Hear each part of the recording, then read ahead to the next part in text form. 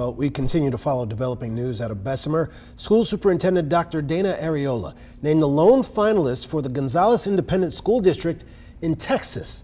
The news came out last night before the Bessemer Board of Education meeting. And WVTM 13's Jarvis Robertson is live and local in Bessemer tonight. Jarvis, any reaction from the superintendent or other board members? Well, Sherry, no reaction from anyone in Bessemer tonight. Now, if you check Dr. Dana Arriola's Twitter or X page, it seems like she's very excited about this opportunity. She has been reposting many of those congratulatory messages. Now, one thing's for certain, it is still unconfirmed if she's staying or leaving. No one at the board knew that this was happening. Central Alabama Federation of Teachers President Erica Hughes says Bessemer School Board members did not find out about their superintendent, Dr. Dana Arriola, being named as a finalist for another superintendent position in Texas until last night, just minutes before the meeting started. There's been no statement released from the board. There has not been a called board meeting. The Gonzales Independent School District posted the announcement to X Monday night at 9:35.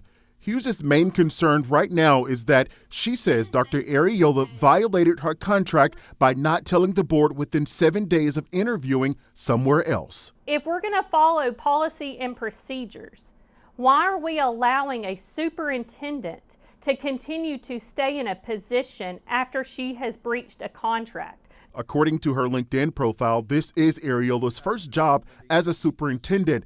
Tuesday of last week, I sat down with State Superintendent Dr. Eric Mackey and asked his thoughts on how Arriola was doing as the Bessemer superintendent. I'm very pleased with Dr. Arriola. In fact, that's one place where I really compliment the board. I think when there was an opening, the board did a very good search process.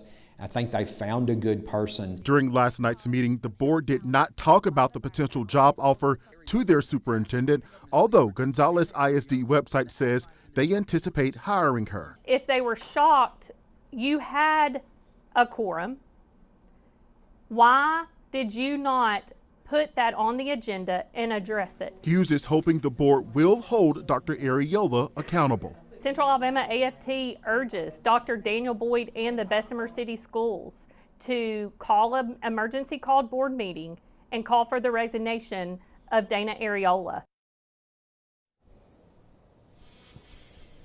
Now, multiple phone calls and text messages have gone out to Dr. Dana Arriola, also the school board president, Terry Dawson, and another board member.